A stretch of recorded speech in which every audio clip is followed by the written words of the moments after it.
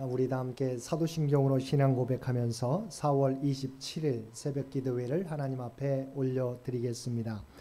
전능하사 천지를 만드신 하나님 아버지를 내가 믿사오며 그 외아들 우리 주 예수 그리스도를 믿사오니 이는 성령으로 잉태하사 동정녀 마리아에게 나시고 본디오 빌라도에게 고난을 받으사 십자가에 못 박혀 죽으시고 장사한 지 사흘 만에 죽은 자 가운데서 다시 살아나시며 하늘에 오르사 전능하신 하나님 우편에 앉아 계시다가 저리로서 산자와 죽은 자를 심판하러 오시리라. 성령을 믿사오며 거룩한 공회와 성도가 서로 교통하는 것과 죄를 사하여 주시는 것과 몸이 다시 사는 것과 영원히 사는 것을 믿사옵나이다. 아멘. 우리 다 함께 찬송 274장 통합찬송가 332장입니다.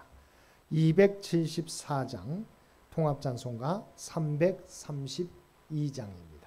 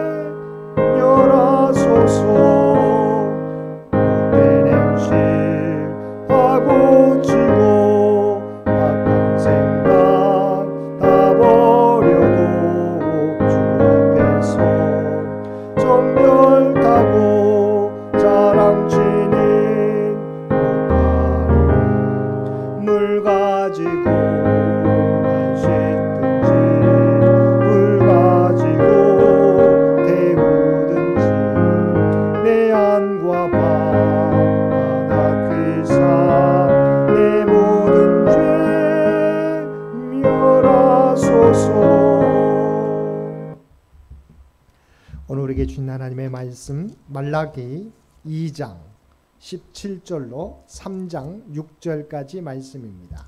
말라기 2장 17절로 3장 6절까지 말씀입니다. 제가 가지고 있는 성경 1329쪽에 있습니다. 1329페이지 말라기 2장 17절로 3장 6절까지 말씀입니다.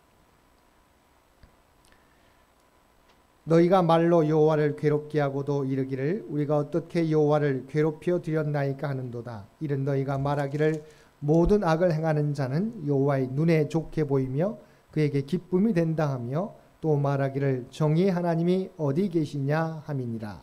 왕군의 여호와가 이르노라. 보라 내가 내 사자를 보내리니 그가 내 앞에서 길을 준비할 것이요 또 너희가 구하는 바 주가 갑자기 그의 성전에 임하시리니 곧 너희가 사모하는 바 언약의 사자가 임하실 것이라. 그가 임하시는 날을 누가 능히 당하며 그가 나타나는 때에 누가 능히 서리요. 그는 금을 연단하는 자의 불과 표백하는 자의 잿물과 같을 것이라. 그가 은을 연단하여 깨끗하게 하는 자 같아서 레위사라 손에 깨끗하게 하되 그 은같이 그들을 연단하리니 그들의 공의로운 재물을 나 여호와께 바칠 것이라. 그때 유다와 예루살렘의 봉헌물이 옛날과 고대와 같이 나 여호와께 기쁨이 되려니와. 내가 심판하러 너희에게 임할 것이라.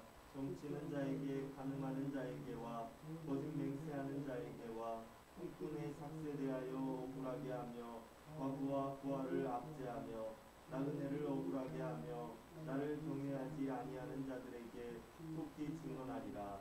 만군의 여호와가 말하였느니라. 함께 읽겠습니다. 나 여호와는 변하지 아니하리니 그러므로 야곱의 자손들아 너희가 소멸되지 아니하느니라. 아멘. 오늘도 새벽을 깨우고 말씀과 기도로 수요일 하루를 시작하는 우리 모든 성도들 가운데 하나님의 놀라운 은혜가 언제나 함께 하시기를 주님의 이름으로 간절히 축원드립니다. 오늘 본문은 하나님의 공의를 의심하는 이스라엘 백성들에게 하나님께서는 공의의 심판을 행하실 것이라는 예언의 말씀입니다. 하나님께서는 먼저 이스라엘 백성들이 하나님의 공의에 대하여 회의적인 말로 하나님을 괴롭게 하였음을 지적하셨습니다. 2장 17절 말씀입니다. 너희가 말로 여호와를 괴롭게 하고도 이르기를 우리가 어떻게 여호와를 괴롭혀 드렸나이까 하는도다. 이는 너희가 말하기를 모든 악을 행하는 자는 여호와의 눈에 좋게 보이며 그에게 기쁨이 된다 하며 또 말하기를 정의의 하나님이 어디 계시냐 함이니라. 이스라엘 백성들이 하나님의 공의에 대하여 회의적인 말을 내뱉은 것은 그들이 보기에 공의가 시행되고 있지 않는 것처럼 보였기 때문입니다. 그들이 같은 말을 내뱉은 이유는 그들의 주변 환경과 세상 역사가 그들의 기대와는 상반된 방향으로 전개되었기 때문입니다. 당시 이스라엘 백성들은 자신들이 포로에서 귀환한 이후 성전을 재건하면 놀라운 변화가 이루어질 것이라고 기대했습니다. 곧 자신들은 다윗 시대와 같은 영화를 누리며 주변국들은 하나님의 백성인 자신들 앞에 철저히 굴복할 것이라 믿었습니다. 하지만 성전을 완공하고 한 세기가 다 되었건만 달라진 것은 거의 없었습니다. 이스라엘은 여전히 이방 나라의 압제를 받고 있었고 그 이방 나라는 여전히 승승장구하고 있었습니다. 이에 이스라엘 백성들은 바로 이러한 상황을 보면서 모든 악을 행하는 자는 여호와의 눈에 좋게 보이며 그에게 기쁨이 된다고 주장하는가 하면 정의의 하나님이 어디 계시냐며 말하였던 것입니다. 그러나 이것은 이스라엘 백성들이 하나님 앞에서 얼마나 악한 자들인지 그리고 하나님께서 타락한 이스라엘 백성들에 대해서 얼마나 오래 참으시는지를 알지 못한 무지의 소치였던 것입니다. 이에 대하여 하나님께서는 이스라엘 백성들이 사모하는 언약의 사자를 보내실 것이라고 말씀해 주셨습니다. 3장 1절 말씀입니다. 보라 내가 내 사자를 보내리니 그가 내 앞에서 길을 준비할 것이요 또 너희가 구하는 바 주가 갑자기 그의 성전에 임하시리니 곧 너희가 사모하는 바 언약의 사자가 임하실 것이라. 여기서 앞절에 나와는 내 사자는 예수 그리스도의 길을 예비할 세례 요한을 가리키고 또한 뒤에 나오는 언약의 사자는 이스라엘 백성들이 고대하는 메시아 예수 그리스도를 의미합니다. 그리고 여기서 중요한 것은 그들이 기다리는 메시아 곧 그들이 사모하는 언약의 사자가 갑자기 그의 성전에 임하실 것이라는 것입니다. 이는 언약의 사자 메시아의 강림이 사람들이 예기치 않은 때에 임하실 것이라는 것입니다. 실제 언약의 사자 예수 그리스도는 말라기 시대로부터 약 400년이 지난 때에 갑자기 임하셨습니다. 그의 강림이 너무나도 예기치 않게 이루어졌기에 그리스도의 초림 당시 대다수의 이스라엘 백성들은 그를 알아보지 못했고 영접하기는커녕 배척하고 박해하며 심지어 십자가에 못 박기까지 하였습니다. 이스라엘 백성들은 언약의 사자 예수 그리스도를 기다렸다고는 하지만 예수님이 막상 오셨을 때는 영접할 준비가 전혀 되어 있지 않아서 그를 배척하고 죽이는 잘못을 범했던 것입니다. 우리들도 다시 오실 주님을 기다린다고 하면서 막상 우리에게 오셨을 때 어리석은 다섯 처녀들처럼 당황하면서 맞이하지 못하는 일이 벌어져서는 안 될 것입니다. 언제 오실지라도 신랑을 맞이하기 위해 등과 기름을 준비하였던 지혜로운 다섯 처녀들처럼 늘 준비하며 살아가야 할 것입니다. 우리에게 다시 오실 주님을 기다리며 준비하며 살아가는 사람들에게는 주님이 오셨을 때 기쁨과 감사와 감격의 순간을 맞이하겠지만 준비하지 못한 사람들에게는 그날은 당혹과 슬픔과 후회의 순간이 될 것입니다. 다시 오실 주님을 온전히 영접하기 위하여 늘 깨어 준비하며 살아가는 저와 여러분들 되시기를 바랍니다. 이어지는 2절과 3절에 보면 언약의 사자는 백성을 정결하게 하실 것이며 누구도 그 앞에 당당히 설 수 없을 것이라고 예언하면서 또한 하나님을 위하여 연단된 헌신된 자들을 연단하여 거룩하게 하실 것이라고 말씀하셨습니다.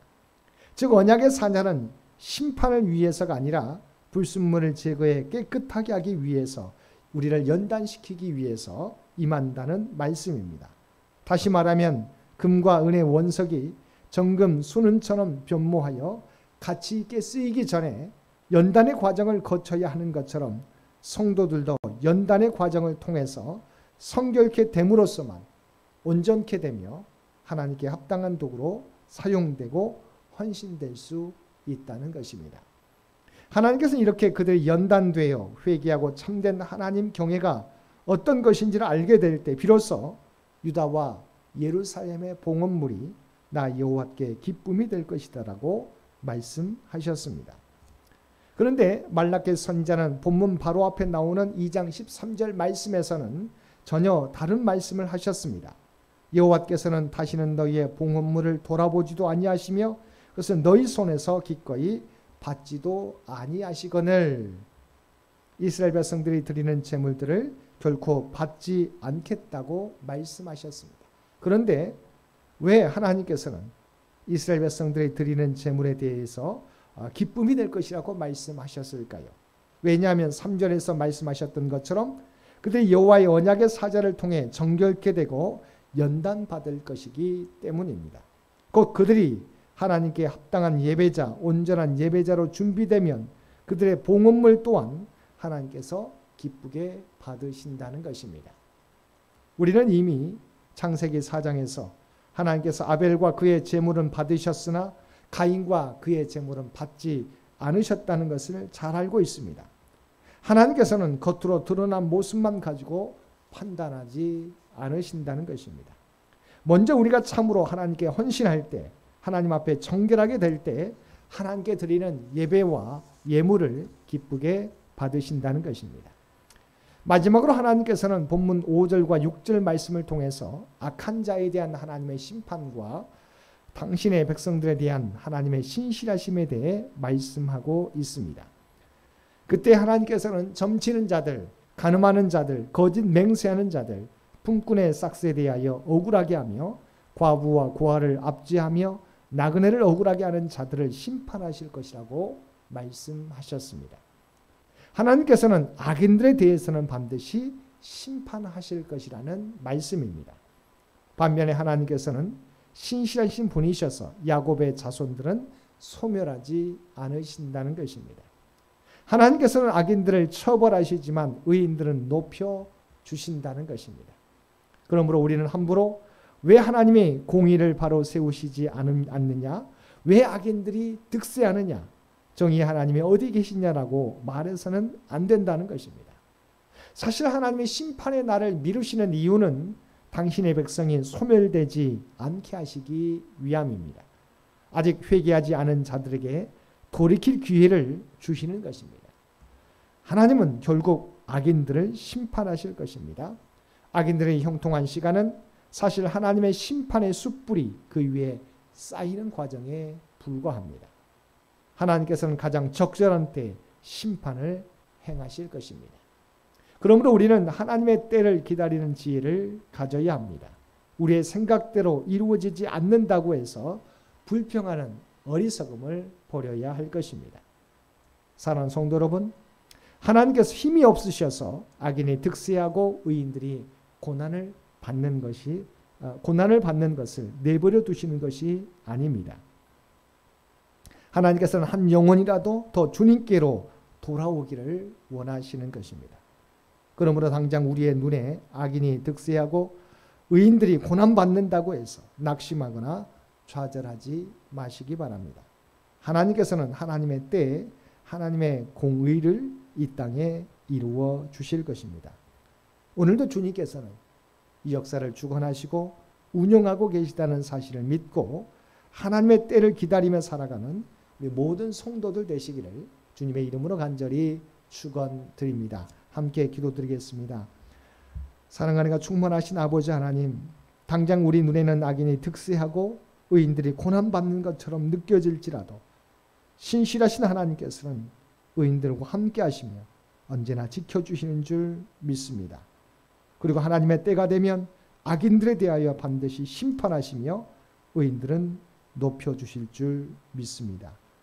오늘도 신실하신 하나님께서는 우리를 소멸하지 않으시고 우리를 연단하셔서 하나님의 복된 백성으로 만들어 가시는 줄 믿습니다. 우리로 하여금 이러한 신실하신 하나님, 공의의 하나님을 의심하지 않게 하여 주옵소서. 오늘도 주님의 말씀과 기도로 주님과 동행하며 세상에서 구별된 삶을 살아감으로 우리의 삶이, 우리의 입술이, 우리의 손과 발이 주님을 증거하는 복된 삶이 되게 하여 주옵소서. 오늘도 이 나라의 민족을 궁휼히 여겨 주시옵시고 창현재단을 지켜주시고 창현의 가족들과 동행하시며 우리 모두를 인도하여 주옵소서.